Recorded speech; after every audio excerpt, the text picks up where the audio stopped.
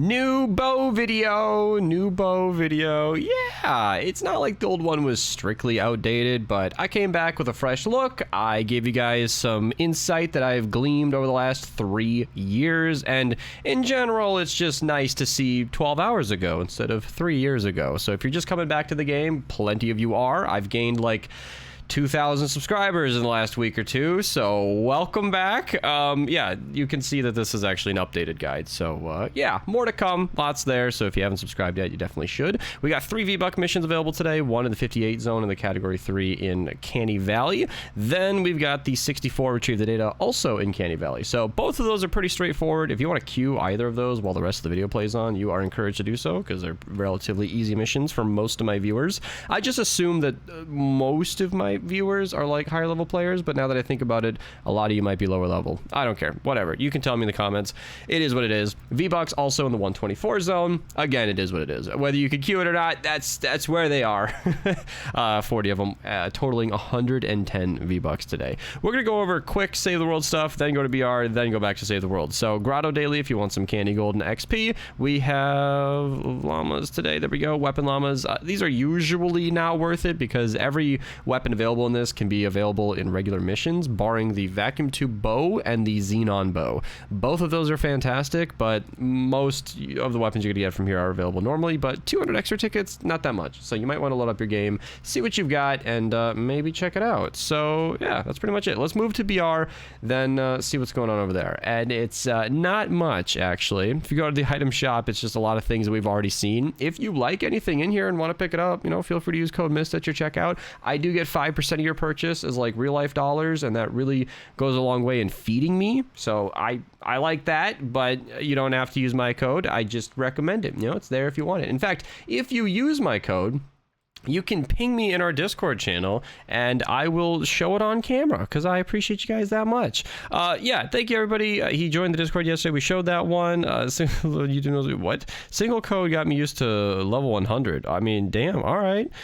Can't afford more. See, that is completely okay. If you want to just use my code for any purchase, it's the thought that counts. I am never counting V-Bucks and being and stack ranking you guys on who supports me the most. That is not at all a thing. It is completely just, you know, buying stuff that you enjoy for your own use and then throwing in my code on top of that just because you feel like being nice. That's all that is. So even if you buy like a 200 V-Buck music pack or whatever, I appreciate you all the same. So yeah, let's get into Save the World. Figured that'd be quick enough to just do right now.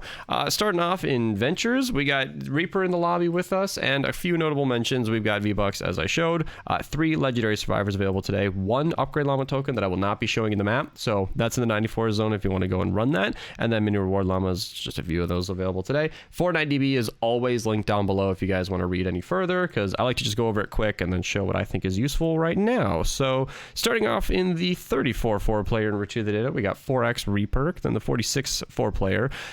We got 4x lightning in a bottle. Then the 58 zone. I don't normally point out purple stuff, but when it's 2 purple survivors in a relatively low zone, I like to show it because if you're a brand new player running Ventures, that might be useful for you. And Enforcer Grizzly is also available in the 82 4-player. He extends the duration of Teddy, so that could be kind of nice. We're going to be moving quick here. 94 Fight the Storm. Vintac Burster is not not a pistol that I'm well familiar with. It underperformed every time I tried it, but the floor freeze trap is an excellent trap. If, as many of you did, I guess, if you guys have seen my trap tier list recently, it ranked, I think, S tier because it's very, very strong. There's also the gas trap, which I lost right next to it. Very good ceiling trap, paired very well with the floor freeze trap because you can freeze the enemies and gas them at the same time. Does 20% extra damage on top of floor freeze is a really great deal. 4x drops rain in the 124 4-player, then backing up a step to not miss the legendary survivor. So 1 available in Ventures in the 108 refuel with a home base. Got 2 more to go in Twine. And then the rest of the 140s are pretty unremarkable altogether. So, speaking of Twine, we got the wall darts. Wall darts are super strong. They can shoot 3 tiles, and they can also pierce enemies. It's a really, really good and versatile trap. Definitely recommend using it. And then in the 82 zone, we have, if I can find it, yeah, the wall darts. Really good, useful trap. It's nice and versatile. You can just place it anywhere you want. It'll shoot 3 tiles, and it'll pierce enemies. Super good trap to use. Definitely recommend checking it out. Then we've also got the 94 4-player, 4x drop drops rain in the category 4. Then we got the 100 zone, Steel Electric Field, super good trap. Shoots 2 tiles down. It could be nature or energy. Really good coverage on that. I have supercharged 2 of them, and you should as well. 4x perk up with the 1084 player, 4x reperk of the 1084 player. Then we got the 116 zone with our second out of 3 legendary survivors available.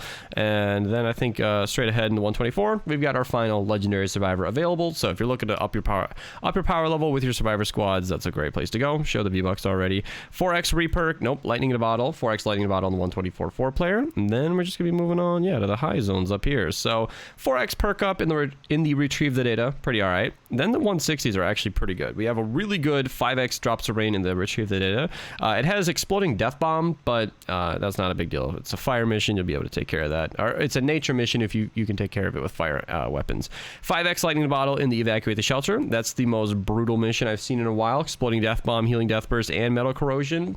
You'll get a lot of lightning in a bottle though, so there is that. But those are pretty much the only 2 runnable missions in my opinion. I think retrieve the data, if you just ran that like 10 times, take care of that weapon supercharger, would be the way to go. In Canny, we've got the ceiling electric field. Haven't talked about that in a while. It actually shoots 2 tiles down in a 3x3 tile radius. It's super useful, super good coverage. It can be nature or energy. That's why I've supercharged 2 of them. If you have the expenses to spare, honestly, I think leveling up 2 copies makes a lot of sense. Super, super useful trap. That one also ranked very high S tier. 4x reperk in the 52-4 player. I actually have a top 10 traps video coming out, and eventually, oh my gosh, is that even scheduled? I'm gonna find out right now. It is not, but it'll be up eventually, someday. In the 58 zone in Canny, I think it's over here. Somewhere in here, we have a floor freeze. There it is. Yeah, floor freeze in 58. So if you want to go and get some more floor freeze, you can go ahead and do that. 4x perk up in the 64-4 player as well. Nice little spread on that. Green, double blue, and purple. And that's pretty much it for Canny. So let's move on to Plankerton, where we got the 23-4 player right down here. 4x lightning in a bottle. So if you're a new player who needs lightning in a bottle, that's a great mission to run.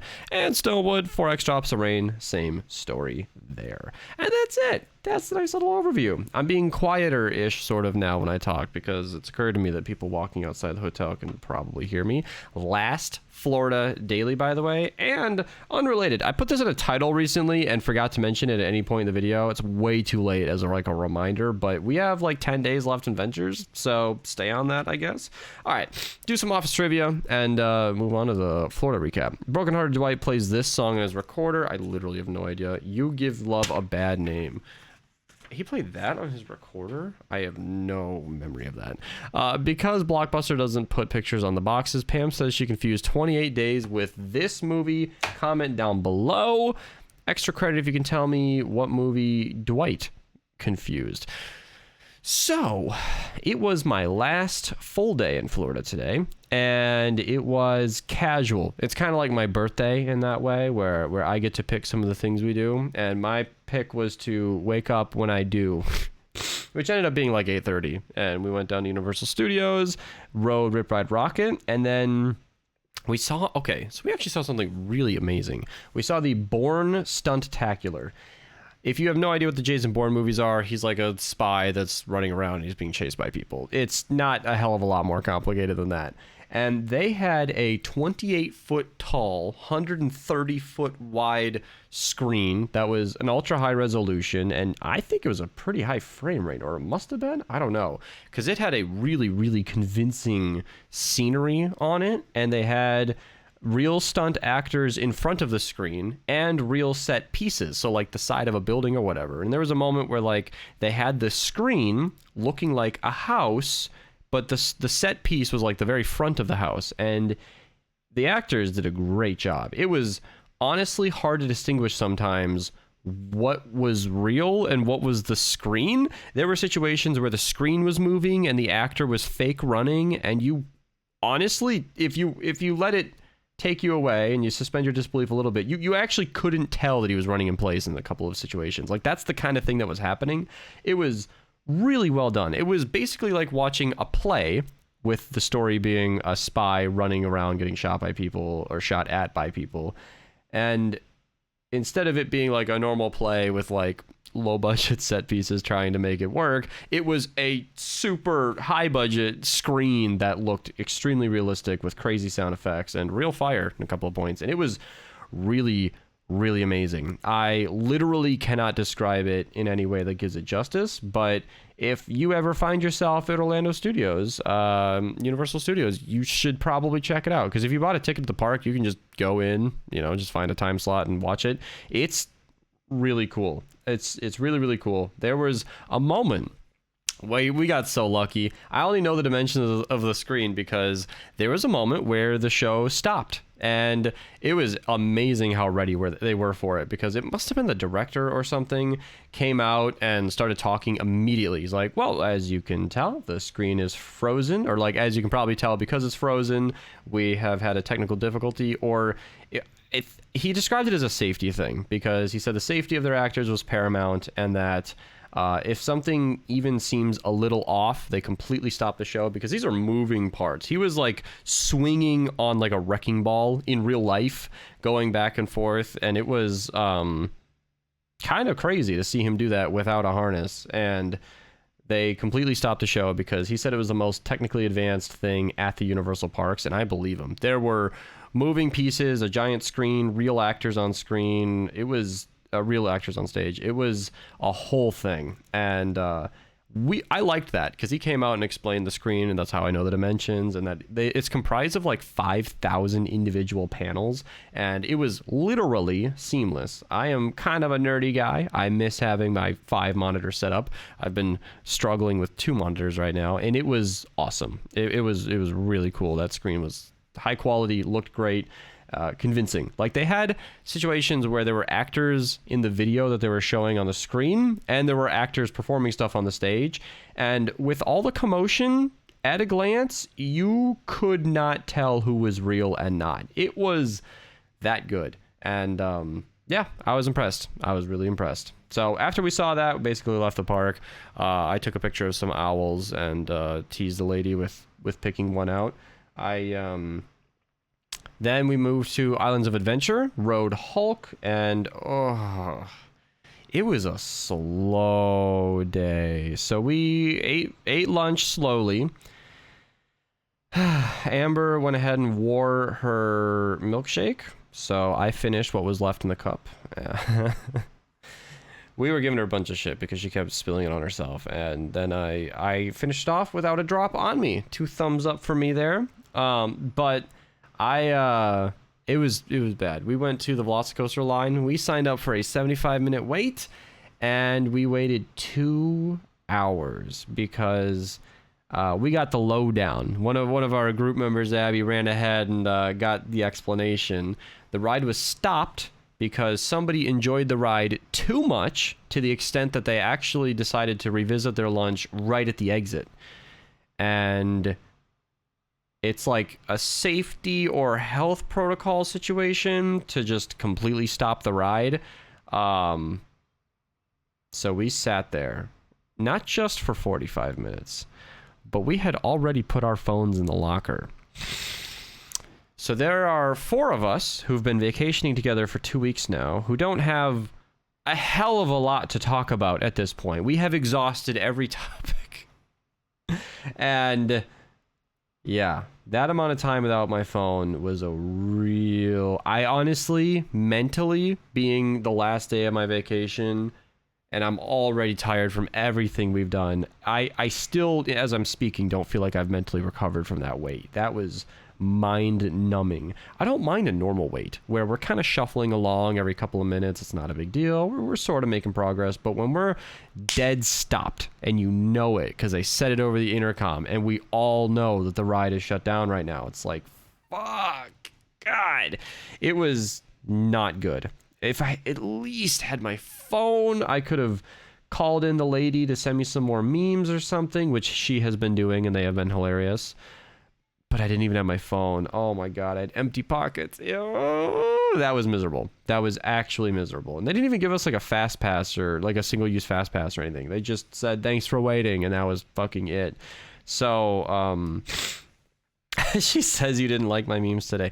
Yeah, I make a lot of effort to have a very happy girl, and she was not always that way before meeting me. So a significant amount of her meme library are like, it was like dark humor and depressing memes, and I don't know. I like happy stuff. I like happy girl.